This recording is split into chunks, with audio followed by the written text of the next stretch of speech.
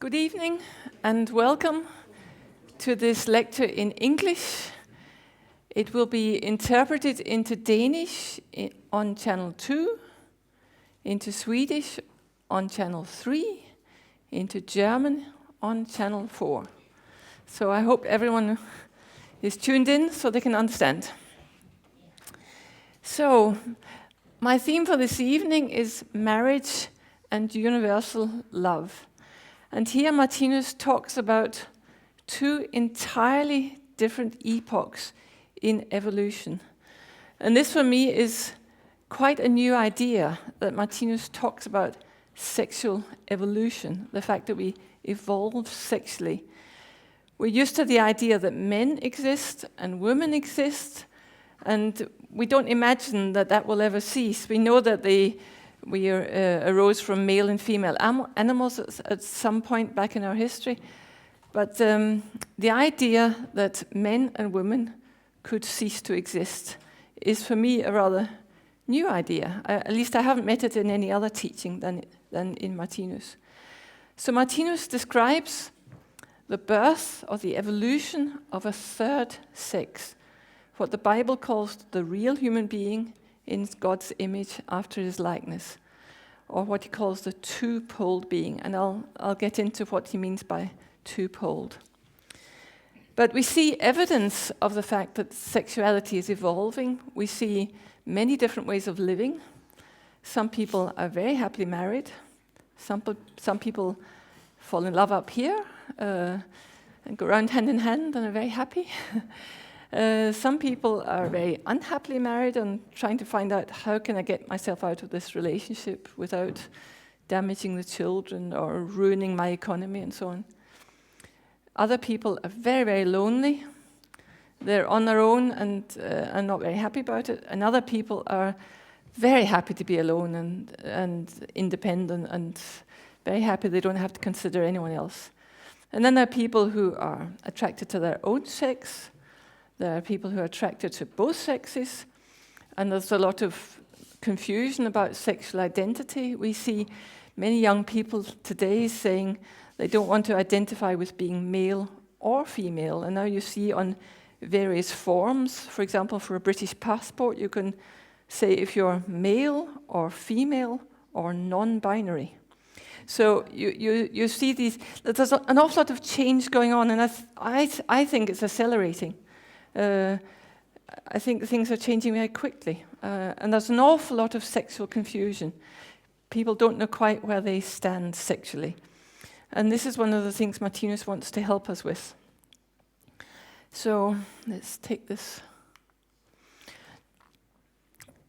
In discussing these two very different epochs of sexuality, he says, while the basic principle of animal one-poled sexuality is that a being devotes itself only to a specific being of the opposite sexual nature, the basic principle of purely human or two-poled sexuality is simply that everyone devotes themselves to everyone.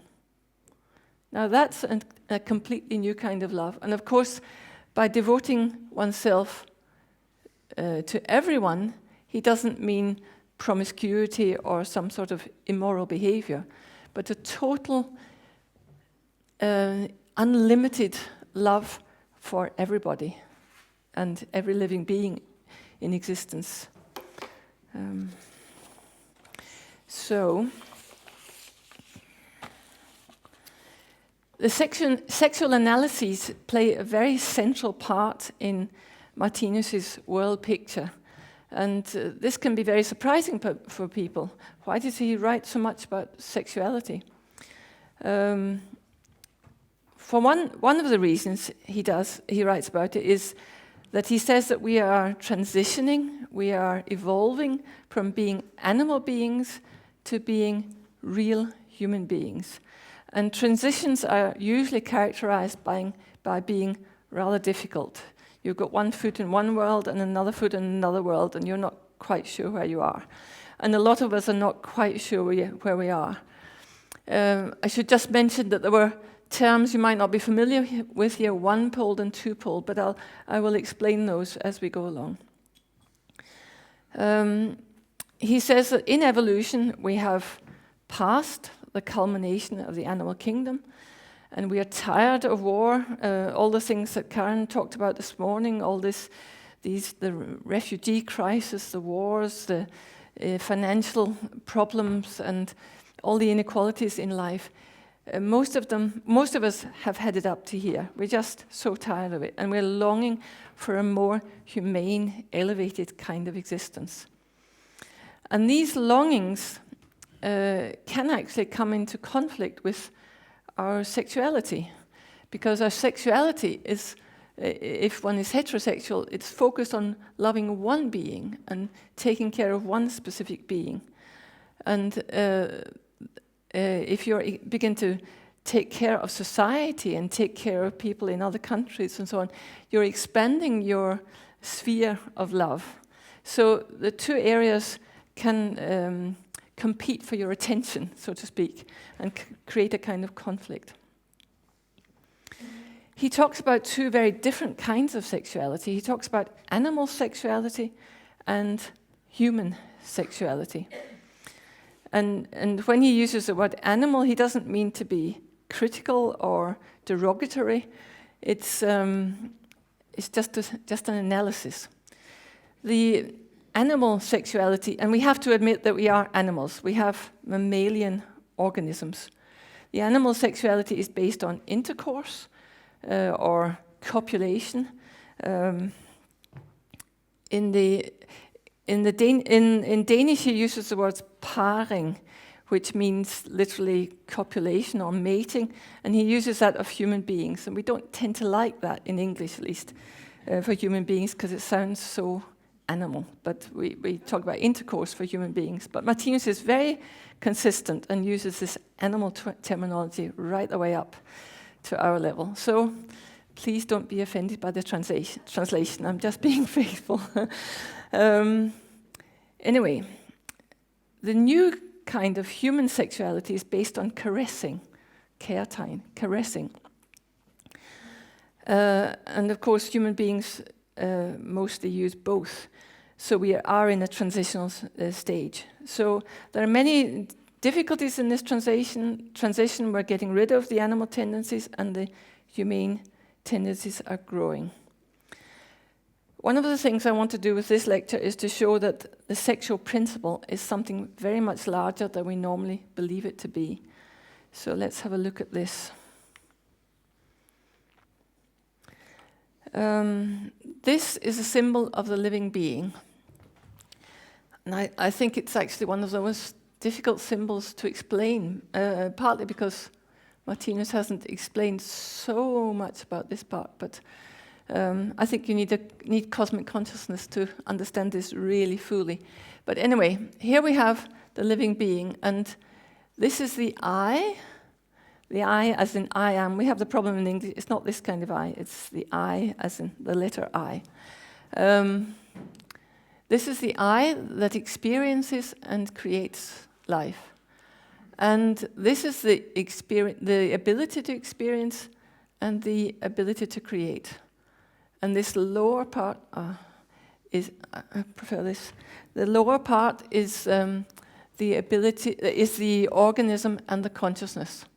And the orange circle is the animal organism that we have at present.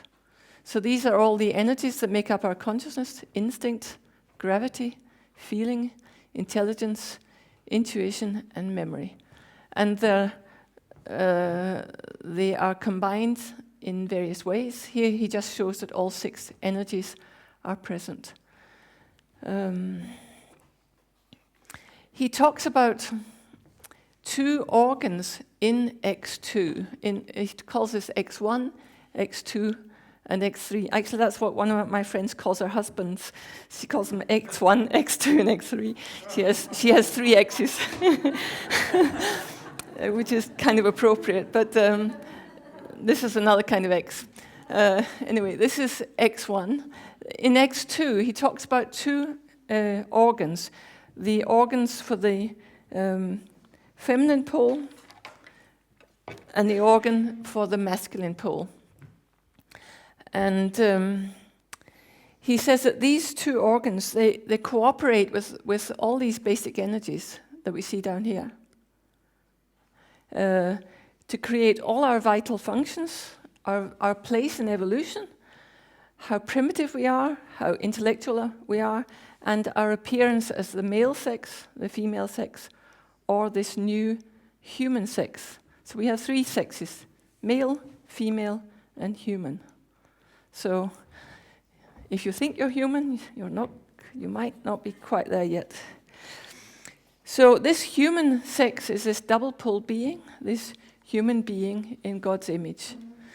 Not man in God's image, as it says in the English Bibles, because the human being in God's image is not a man. I'm sorry to disappoint you, for the men here. The human being in God's image has both these sexual aspects, the male and the female, in total, absolute balance, and is an entirely new kind of being. But, you know, when the Bible was written, that wouldn't have been understood. So the male and the female pole, they form the basis for all of our experience of light. He calls these poles the foundation for all life experience. They control our experience of light and darkness and our passage between all these extremes. Everything that can be experienced is experienced through these poles. All contrasts, light and dark, evil and good, sorrow, joy, war and peace, and so on. And he says here,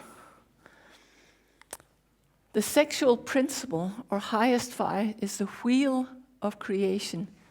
Everything in the universe is steered by this wheel. So you see, it's a much larger principle than just man and woman together, or male, animal, and female together. It's a very much larger concept altogether.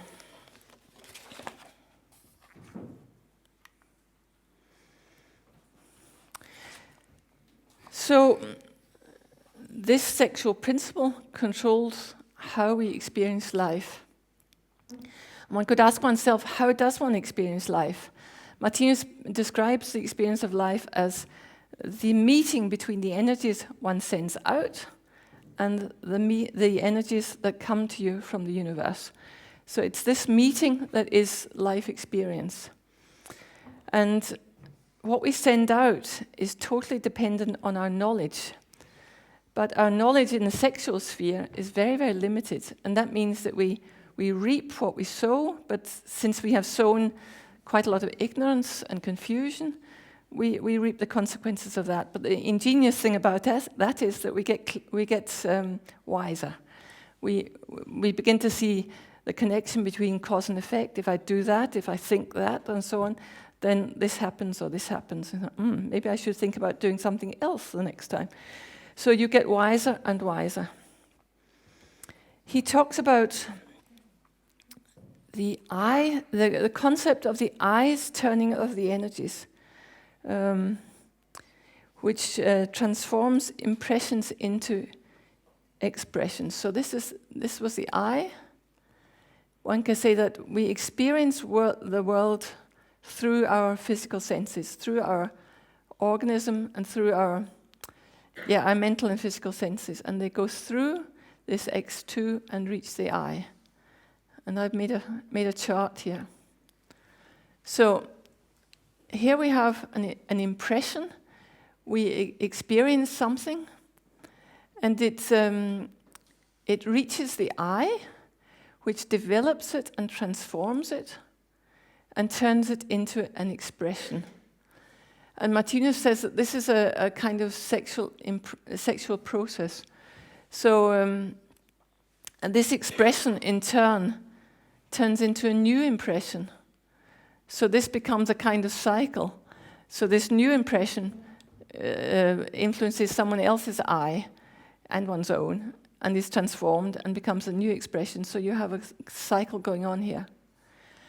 And he likens this to the sexual situation where the sperm is injected into the woman, and an embryo is created, and after 9 months a child is born. And the child grows up and produces sperm or, have to become friends with, the child becomes, if it's a male child, he creates more sperm that can create a new embryo and so on. So again, it's a cycle. And he says that these 3 principles, conception, pregnancy, and birth, are 3 principles that hold true in all experiences of life. In English, you can be pregnant with ideas. I don't think you can say that in Danish, but you can certainly be pregnant with ideas, and it creates a birth of some sort of creation. So he says that conception, pregnancy, and birth are 3 stages that all movements have to go through every time we experience something. He says that in that way we fertilize one another. He says here, everyone fertilizes everyone else, just as everyone is impregnated by everyone else. We are, in fact, intimately and sexually connected to the whole world. In the absolute sense, the experience of life is a sexual release. So, yeah, I went to school in a Catholic convent, and they never told me this. But I forgive them. They'll get their karma for life in celibacy. So, anyway. So we know very little about the sexual mystery. We don't see this very, very large picture. We only know about the connection between man and woman, male and female animals. We know that it promotes the survival of the species. But Martinus describes that particular sexual connection as one particular nuance or detail in what he calls the great ocean of sexuality, or the highest fire. So let's consider what a male being and a female being are. He describes a male being as a being in whom, or in which the masculine pole dominates, and the female being as a being in which the feminine pole dominates. And I say dominates because we have within us both sexual poles. So I'm obviously a woman, but I have a male pole, and the men have a female pole, but in different amounts. So the male pole stands for strength and power, and sort of superior strength and power, which of course is very useful if you're a lion and you want to protect the lioness and your cubs and so on. You need to be strong, and that's what the feminine pole is looking for protection, you want someone who's powerful to be able to look after you in a vulnerable situation. And that goes right up to our time. And we just need to, we can look at people, I won't name names, but you can see people who go after people with lots and lots of money and lots of possessions and lots of power,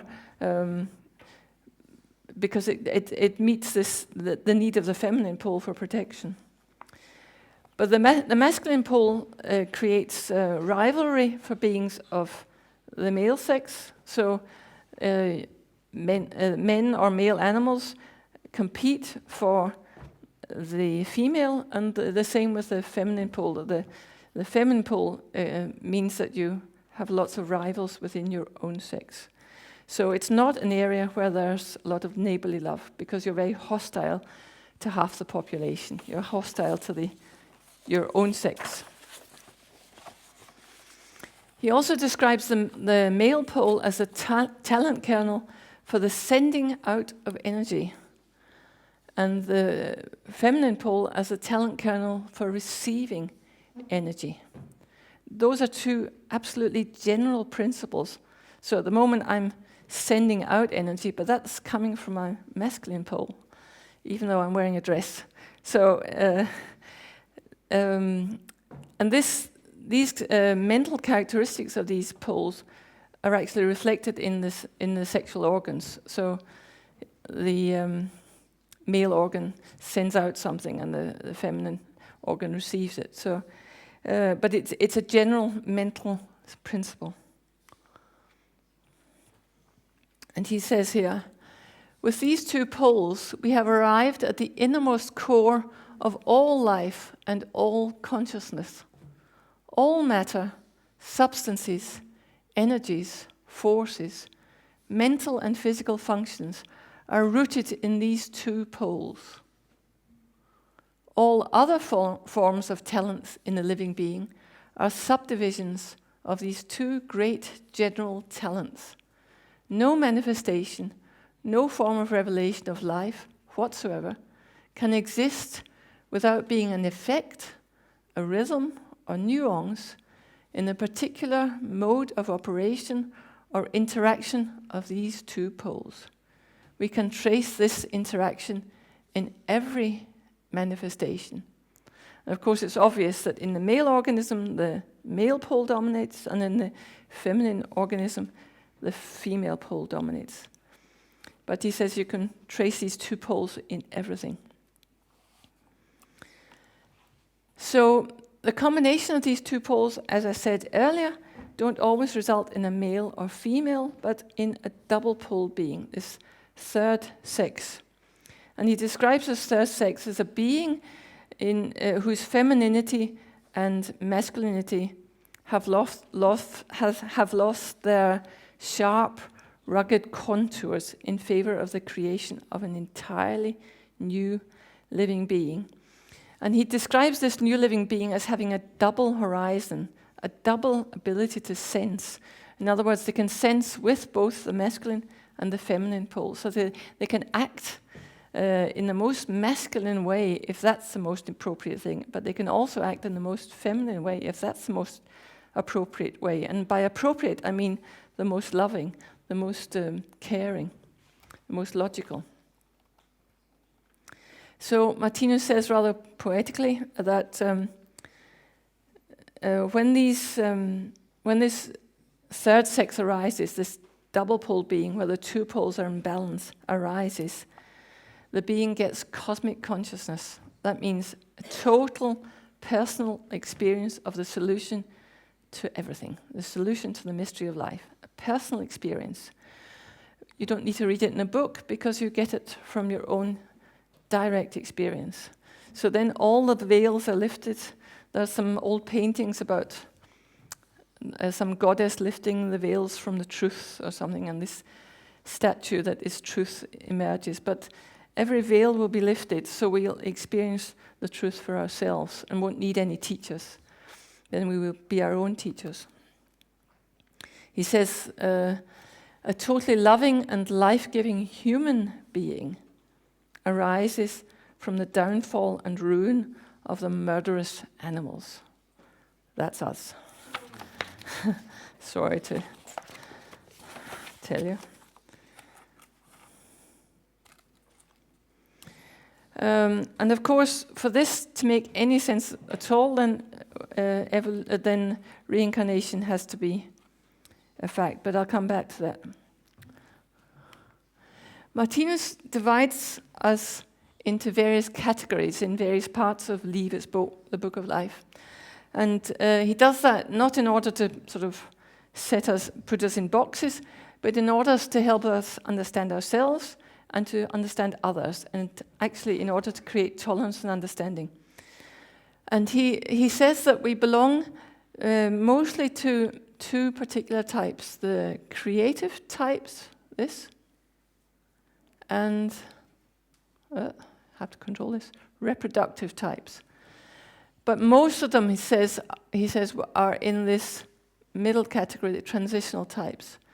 And then for the sake of completeness, he says there's also a fourth category, and they are those who neither have children nor create anything. And they are people like beggars and vagabonds and people who never do any kind of work. Sorry? Couch potatoes. Well, maybe. But they might not even have a couch, you know. They could be wandering the streets as beggars and tramps, but also swindlers, people who earn a living by cheating others. So, but if we think about the creative types, they are typically artists. They could also be scientists, people who are creative in any sort of area. And if you're an absolute 100% creative type, it could be an absolute catastrophe for you to have a baby, for example. And I can think of an artist I knew or know who, when she was young, she got pregnant, and she was absolutely sure that this baby would really stand in the way of her work. There was no question. So she arranged to have the baby adopted at birth, and that's worked out very well, and she's had a fantastic career as an artist. But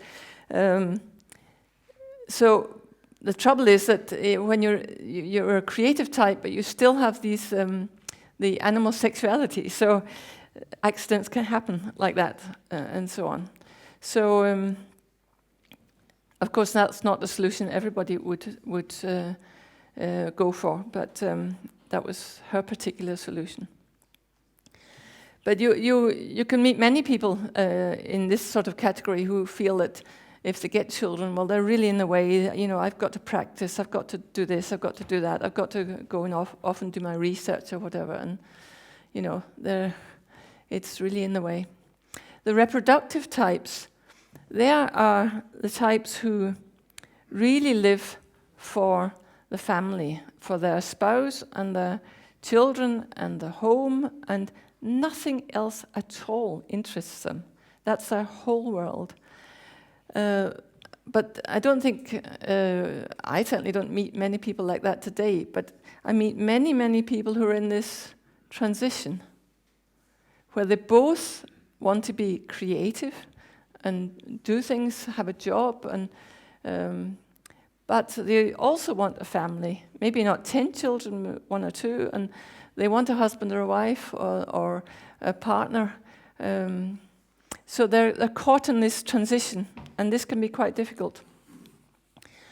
So Martinus calls this area, the transition types, he calls it the zone of unhappy marriages.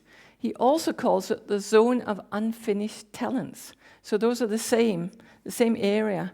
And that's because your intellect has grown so much that you couldn't be 100% happy only with family life. You have another side to you that needs nourishment. And I have an example of this. One of my friends, a colleague, she wanted to interview me. She was doing a thesis for the university, and she wanted to interview me for this thesis. It was connected with what I work with. And the first 15 minutes of the interview, she spent crying. And this was because in order to have time to finish her thesis, she had to put her 1-year-old in childcare, 8 or 9 hours a day, 7 days a week, until she was finished. So she was really torn. She really wanted to write this thesis, so she was in this creative type, but she really wanted to be a good mother. And the two things were in conflict. And of course, the husband had his creative projects as well. So, you know, I think a lot of people, maybe particularly women, can recognize this, that they want to have a career, they want to get into politics or science or some kind of art, but at the same time they want to have children and they want to have a family. And a lot of young mothers today are rather stressed because they're trying to do everything. So I think this is a very common situation. Martinus says they're sighing and groaning and moaning under the effects of family life. At the same time, they really want it, but they want something else as well. So anyway, this is one way of dividing us into different sections. And one consequence of this is loneliness. I mean, if I gave a lecture on this subject before, and I mentioned a song by Leonard Cohen, Joan of Arc. He sings about Joan of Arc, that she was a young girl. She had visions or she heard God's voice, what she thought was God's voice, and he inspired her to go to war and fight the English and get them out of France and re-establish King Charles on the throne of France. And she cut her hair short and she put armor on and rode off to lead the army into battle. And I think that must come under this creative type. It's not a typical family life. And in this song, Leonard Cohen says she was tired of the war. She wanted the kind of work she had before, a wedding dress or something white to get me through this dark and lonely night, I think. And so that was this reproductive area. So, and I think a lot of people can feel that. There's an old British criminal, a detective story. I can't remember what it's called now. Anyway, it's this woman she's played by, is Jane Tennyson? Do you remember No, anyway. She's an inspector in the police, and she's the first woman inspector, and she's got this career and so on, but she gets pregnant with a black policeman. What? Prime suspect. Yes, prime suspect. And I think she's an example, it's fiction, but she's an example of this mixture of a very ambitious, creative type, but she has her one-told sexuality, and there's some conflict there. Anyway, enough of diversions. Where was I? Anyway, I was at Leonard Cohen. Yeah, I was just trying to say that this transition has its price. You can be rather lonely, and I took this rather long quote from a letter Martinus wrote to a man called Helmer Fodegaard. I have it here in English and Danish. Helmer Fodegaard apparently wrote to Martinus because he was very lonely and he wondered what advice Martinus could give him. And Martinus wrote back saying, this is in the middle of the letter, "As for your loneliness, I understand it very well, dear Helmer Fodegaard. Sooner or later, everyone must wander along that road. It constitutes the 40 days wandering in the wilderness before the real union with the Godhead can take place. Without this wandering, no one would have any real training in giving rather than taking. It is in this zone that one learns to give one's life in order to own it later. But I have come to the world to make this sacrifice or the above-mentioned wandering in the wilderness easier for all subsequent generations. The radiant light of world redemption will reach the most barren and desolate ravines of the wilderness. It will shine into even the darkest and deepest abysses. And life will begin to grow everywhere. The night-black clouds of the ignorance will lift. And in the clear light of understanding, people will greet the creation of the real human being, which it today crucifies, with life's greatest warm-heartedness. And in triumphal procession, the wounded refugee will enter the glory that was prepared for him before the world was. I think it's rather beautiful. And I think what he's referring to here, the creation of the real human being, which it today crucifies, I think here he is referring to homosexuality. And of course, you can be very lonely at very many stages in this sexual evolution. But I think you can be lonely as a creative type because it's so important for you to be creative that you don't have very much time to take care of your reproductive side. So we'll go on. So let's get an overview of sexual evolution. We see here, I'll take this. We see here the spiral cycle of evolution, and for those of you who are new, I'll just quickly outline it. We have the plant kingdom, the animal kingdom, the real human kingdom, which is a spiritual kingdom for the most part, the kingdom of wisdom, the divine world, and the kingdom of bliss.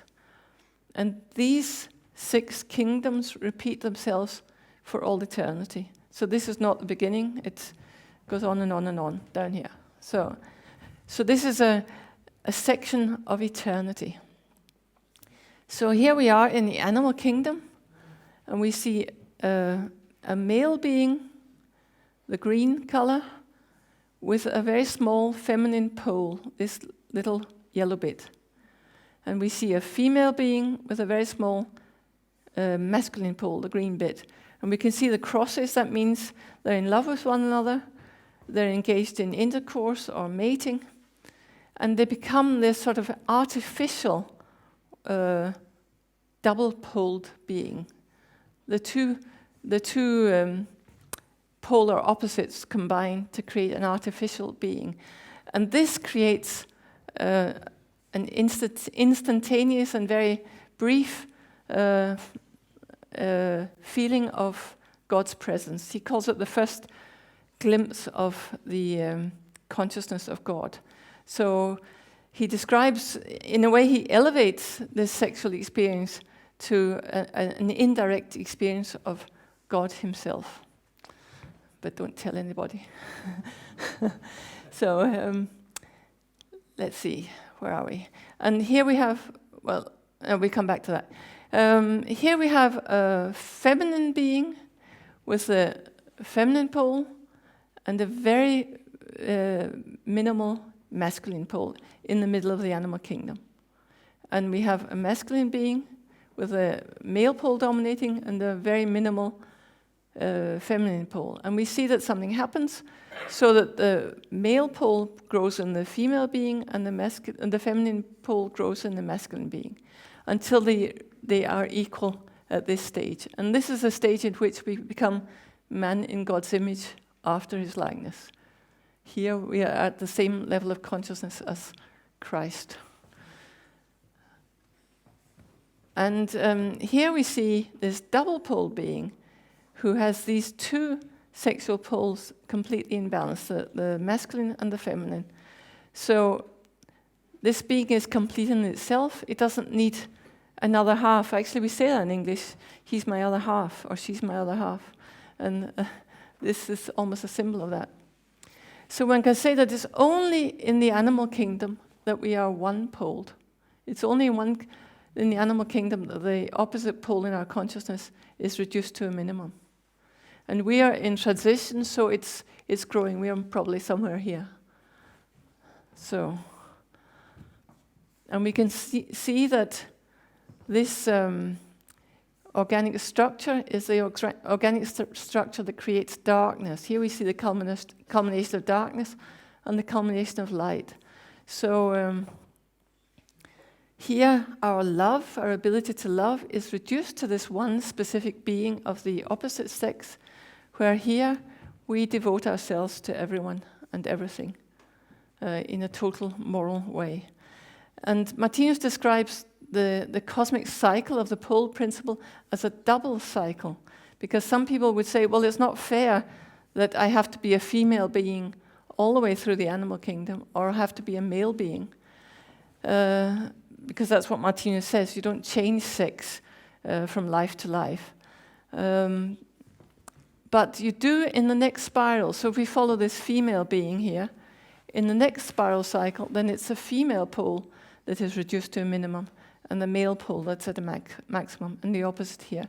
So the sexual spiral is actually double spiral. It takes two whole spiral cycles to complete a sexual spiral, so to speak.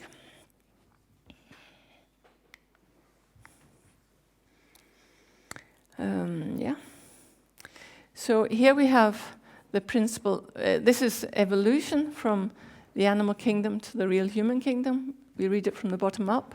We see the principle of reincarnation here. We see the white bit is the eye, and these little violet squares are many, many lives. Here we are in the middle of the animal kingdom. And here we can see that the opposite pole in our consciousness, the female's male pole and the male's female pole, are at a minimum, but they're growing. And human beings today are on this level and this level, and very few, Martinus says, are just above this line. He talks about this symbol is very, very comprehensive and contains an awful lot of information, and the explanation is more than 100 pages, so I can only touch on the things that have to do with sexuality. He calls this one the birth pangs of the New World Kingdom. And you can see that these birth pangs, they are culminating in the area where we are at the moment. And they are the consequences of things like unhappy marriages, divorces, jealousy, suicide. It could be the contempt and antipathy and persecution that homosexuals and bisexuals and people with a sexuality that's not generally accepted can experience. In some countries, homosexuality is still a punishable offence. And what day is it today? Wednesday? I think tomorrow you'll see in Verden Aktuelt, you'll see a film about unfaithfulness, where it mentions that in some countries, women who are unfaithful to their husbands get the death penalty. So there are a lot of birth pangs. The men got off scot-free, of course, but there's a lot of pain connected with this process. But he calls it birth pangs, and I think it's a great help to understand that. I mean, I've never had children myself, but I've seen two births, and I know it's a very painful process.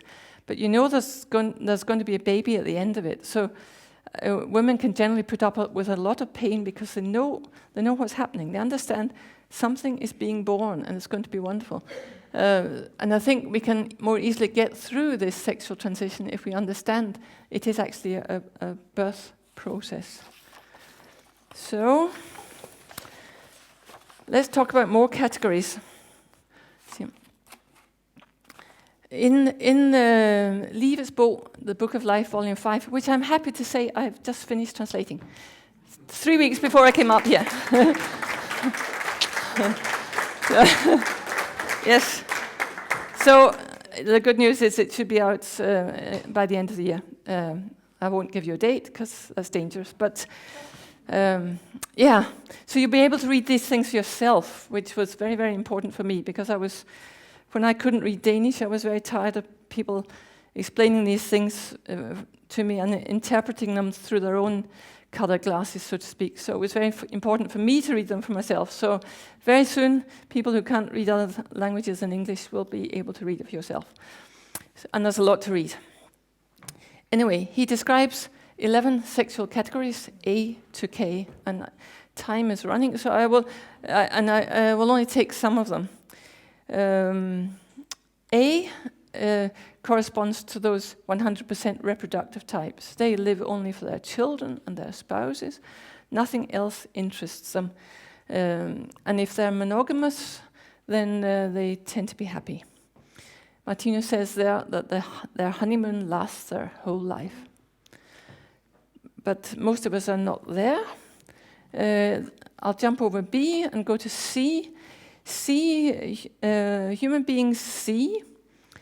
He describes them as being very degenerated as spouses. So if you call your husband a degenerate, it's probably true, but I wouldn't risk it. You don't understand my jokes in English. Okay. Anyway, the talent for marriage has degenerated, and he says people go from marriage to marriage like they get on and off of trams. They go in and out of buses like you go in and out of relationships. There are many divorces in this C category. If your marriage lasts your whole life, it can be because you don't have the heart to hurt your partner. It could also be for financial reasons, that it would cause financial problems. And if you're in a marriage like that, it can be a kind of crucifixion. You're no longer in love with your partner, and you're putting up with the situation because you don't have the heart to hurt the other. And I think there are an awful lot of people in this category, and one could say that their talent for falling in love and remaining in love. People can fall in love very often, but there is the talent to remain in love throughout the whole life that's degenerated. That's a weak side, but the strong side is their relationship to society. So they can be geniuses, they can be good at art and literature, music and science and technology and politics and so on. They can do an awful lot of good in the world, and they can have a very high moral standard in relation to society. And I'm sure we can find many, many examples of great artists who are terrible husbands or and so on. And if we jump rather quickly to what he calls human beings E, the letter E, they are, so if C is, he doesn't place these categories in relation to this symbol, but most of us are in these two categories, so I guess C human beings are somewhere here, and E are probably a bit further up, but it's hard to know. They are the extremely highly developed bisexual people, and by highly developed I mean that they're morally very highly developed. So they have a very strong relationship to God, and that protects them from going off the rails or getting into any sort of perversion. They can't offend anyone with their sexuality. As a rule, they're not married, and if they have a sexual relationship with their own sex, then it's very intimate and very unselfish, very discreet, and without any tendency to fall in love or any desire to live together. Again, they have great interest in things like art and literature and music, and to a certain degree, he says, to a certain degree, science, interested. They can be geniuses and virtuosos and perhaps even religious leaders. And that's an absolutely normal state. There are, of course, some abnormal states. There are some derailed, perverse states, for example, sadism and, you can find both within heterosexuality and homosexuality, you can find sadists and pedophiles and prostitutes and pimps, pyromaniacs, sex murderers, and so on.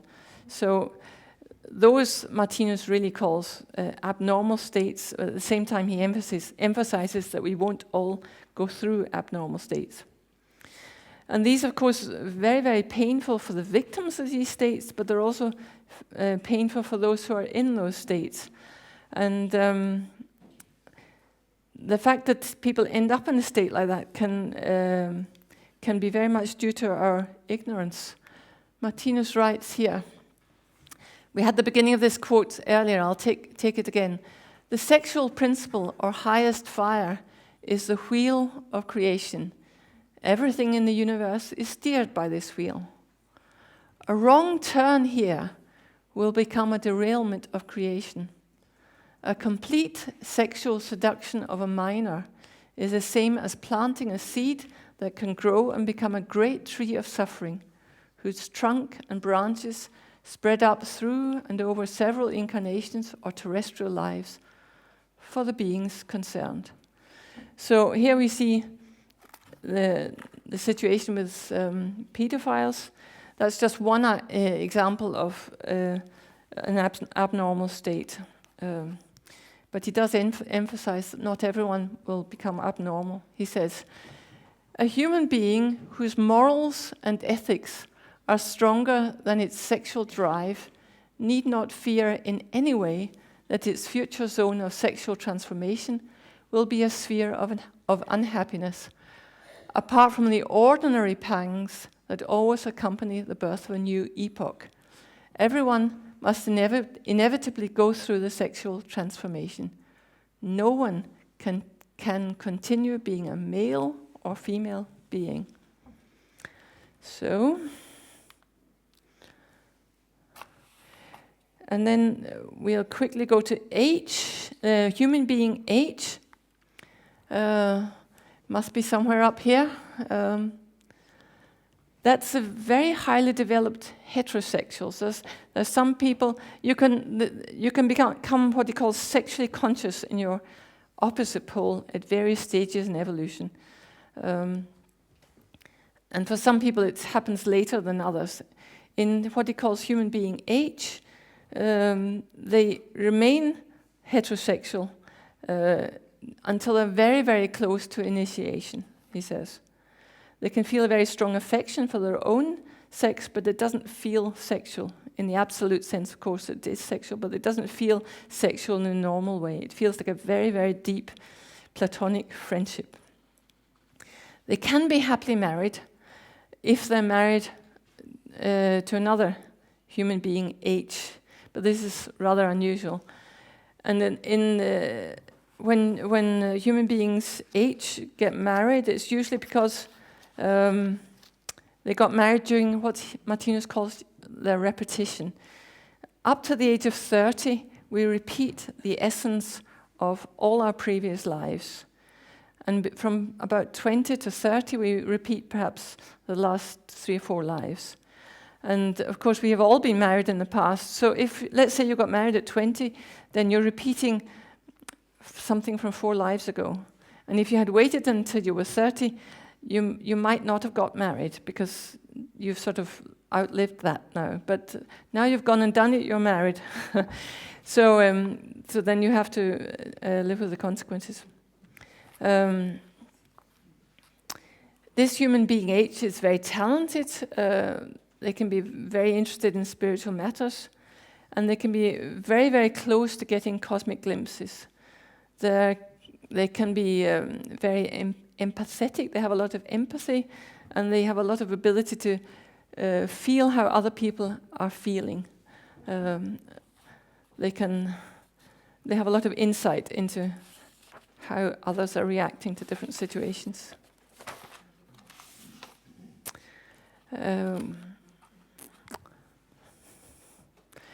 Then we have human beings. I'll take those very quickly. Time is running. They are the very, very highly developed homosexuals. They have become what Martinus calls sexually conscious in their opposite pole. He says the last or final sexual veil has fallen. But they can never use their sexuality to harm anyone or to bother anybody. Their talent for neighborly love is absolutely sovereign. They're extremely helpful. They have an intuitive feeling of God's existence, and they can feel that everything serves a useful purpose. They can have a profound feeling that everything is as it should be. Everything is very good. And again, they can have cosmic glimpses. And they can be great artists, and they have this double horizon that I mentioned before. They can span both masculine and feminine reactions. If we go further up, and I can place this one, J human beings, that's over this line, because this is where we have cosmic consciousness. This star symbolizes cosmic consciousness. And we see that through our evolution, we gradually get cosmic glimpses, increasingly, more and more, maybe one in a life, and the next life maybe another one, and then 2, 3, 4, and so on, increasing in number until we get full cosmic consciousness. And this coincides with arrogance and ambition disappearing from our consciousness. So when we've reached a very humble state, then the cosmic glimpses start. This is buzzing, I don't know why. There's a little book by Martinus called The Road to Initiation, and some people get a little disappointed because he says the road to initiation is the road of humility. But here he shows that when we become humble enough, then our consciousness begins to open, and until we can get total cosmic consciousness. So this J human being, and it's easy to remember J for Jesus, maybe, because there you have cosmic consciousness in a male being, in a male body or a female body. And then he talks about an even higher stage, K, the human being K, which has a double-poled consciousness and this new organism, this totally double-poled organism, which is neither male or female. So we see that this animal organism here, this orange color, is replaced by this real human organism, which develops here. There's an awful lot more one could say about that, but yeah, you can read the book. So he talks about these human beings, that their sexual act is not an act of copulation or an act or intercourse. It's an act based on caressing. And he says that by touching any animal part of the organism, and he stresses animals, so not nails or hair, but any animal part of the organism will give an experience of the absolute highest fire. He says the highest fire blazes and radiates and shines and warms through all its cells. So we feel a wonderful sense of unbounded joy in being in the presence of another being. So he talks about the development of this human sexuality, the development of the ability to caress and to kiss. He talks about the tongue and the lips developing very much. And he says, if one kisses and caresses during intercourse, then one is no longer 100% a male or female being. One is partly human. That might be nice to know. So he says intercourse and so on is decreasing, where kissing and caressing are on the increase. But he's not telling people what to do, you know. So, just to round this off, you can see here, this symbol is called the human being with a perfect thought climate, and it's actually about health. But, because when the two sexual poles get into balance, complete balance, then you're incapable of a disharmonious thought. And since it's primarily our thoughts that lie behind our illnesses, then when our thoughts become pure and in harmony with 100% love, then we can't get ill. So what we see here is the primary pole. He also calls it the sexual pole, the primary pole. So that's the male pole in a man or the female pole in a woman. And here we see the intellectual pole or the secondary pole, which is the female pole in the man or the male pole in the woman. And Martinus describes a kind of psychic nerve that grows up through the spine from the sexual organs and down from a center in the brain. And he says that when we become 100% double-poled, then these two nerve threads will meet around the heart area. And that will create this experience of total cosmic consciousness. So we have a very bright future ahead of us. We have when we get to this stage, we will experience God in everyone and everything. We will experience this ecstasy of seeing that, I'm only experiencing God and nothing else. But just to say a few words about marriage to finish off, that Martinus describes it in this future society that Karen talked about this morning. Then marriage will have more of a chance. It will have better conditions. Because at the moment, marriage is a financial burden. If you have children, you can say, "Oh, can you really afford to have 3 children?" Or, it's an expensive matter. And in this new society, one will pay one's own way. Martinus talks about a sort of life passport that you will pay for your own life during your adult, healthy years. You will pay for your own childhood and for your own old age through the work you do. So we won't be a financial burden on our parents. And parenthood in itself will be paid. So any hours you spend in looking after children and bringing them up will be put on your own work passport, or whatever you call it in English.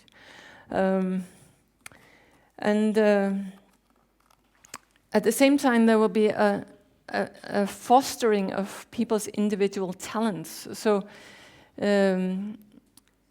for example, if a child wants to become a musician or a painter or a scientist or something, and they need some special training or equipment and so on, that will be provided by this world society, because society will benefit by everyone getting to develop the talents and abilities that they either have and can develop further, or don't have and need to develop.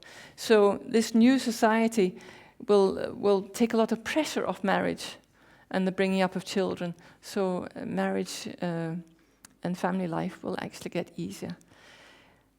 Well, you know, this is a very, very enormous subject, and I could go on and on, but I must stop. There's tea and cake in terrassen. So that's all for now.